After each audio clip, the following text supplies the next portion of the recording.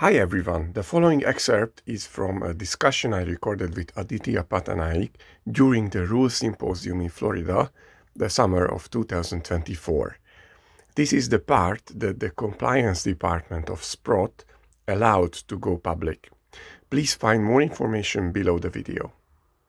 Hi everyone, I'm here at the Rules Symposium in Boca Raton, Florida, and my guest today, returning guest, is Aditya Pattanaik from Sprott.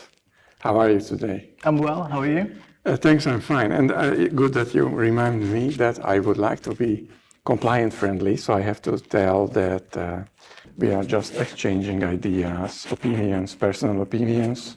It's not an investment advice, and Sprott can have a different opinion. Well, let's start with what is your opinion about uranium? Because I think that now that the price action is validated, that now we have a correction, but if I look longer into the future, 5-10 years, it will go up because we will get shortages, probably, as far as I know, and the price could be even $300 per pound. What is your thesis for the next 10 years of uranium? I'm of the opinion that production economics are real. Yeah. So when you say the price could go to 300, it could. Good. But it costs $75 to produce uranium. So the way I look at commodities is that if a company needs the price of a commodity to be $70 to $75 to produce it, outside of a very short-term shock to that commodity, there's no reason for a commodity price to be at 300. But we have seen it in the past where you've had, these shocks where in 2007, Cameco's mines got flooded as an example, and it spiked to 140.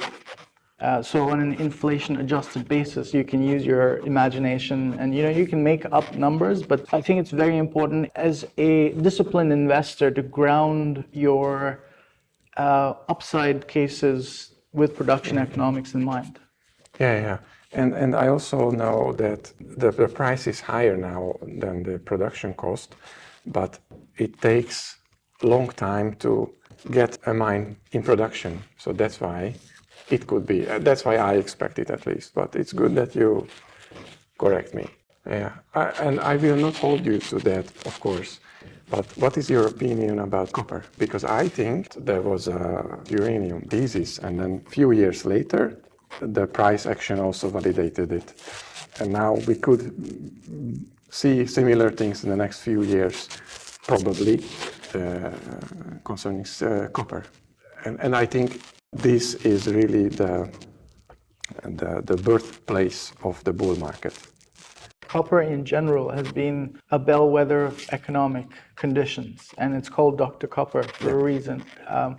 So what we've been talking about for the last few minutes is that there is this looming concern of a recession in the background, which has not materialized. And I think if it does, copper will suffer. Yeah, I see it. I agree with you.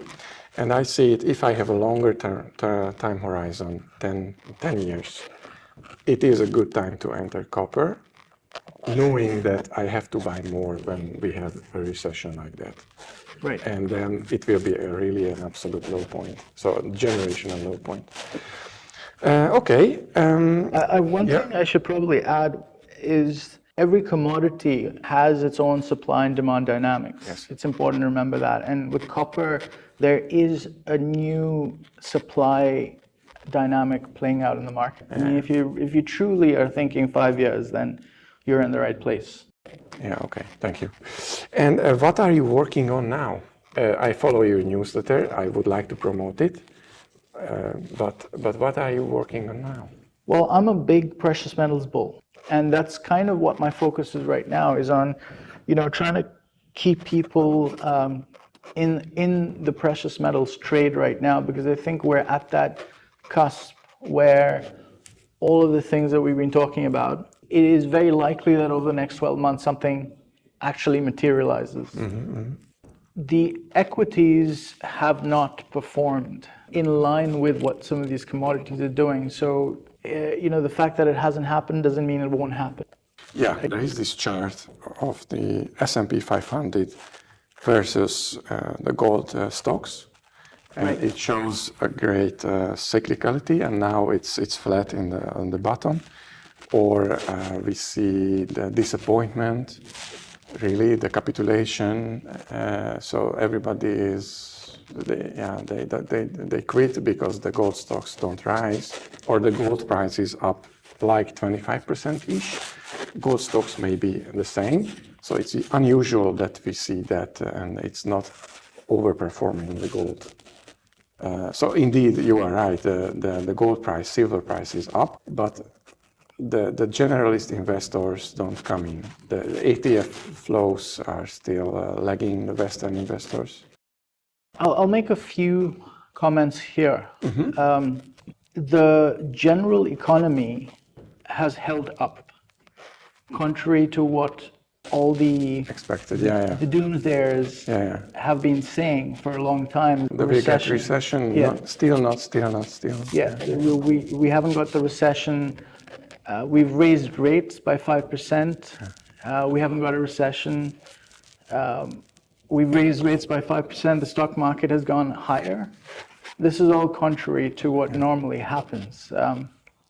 So from a fund flow perspective, particularly the Western investors that drive gold stocks higher, they're missing. Yeah.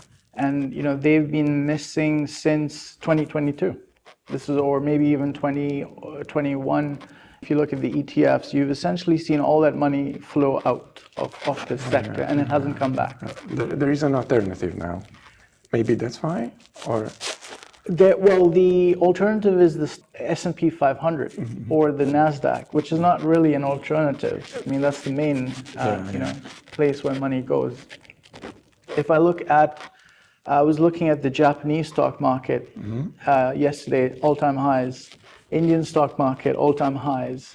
So there's something strange that is happening right now in terms of how money flows are responding to this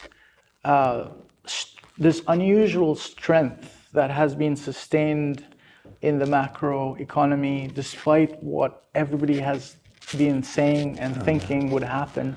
And I think that is why this tertiary asset class hasn't responded with flows yet. Yeah. Okay. Thank you. Thank you for telling that. And what else is hated now? What is underappreciated? What do you think? I think there are a lot of the battery metals that were being hyped up 2 years ago, like lithium. Nickel, cobalt, rare earths. They've all crashed. So I would say that they're all out of favor right now. Great. Okay. I would like more people to subscribe to your newsletter. How can they find you? Is there a link I can put below? Well, I would say that my email address is the best way to find me. I will put that in the show notes. Yeah. Okay, great. Thank you. Anything else you would like to add? No, that's okay. We great. could wrap up. Yeah. Okay, thank you very much. I always like talking to you. Okay, thanks.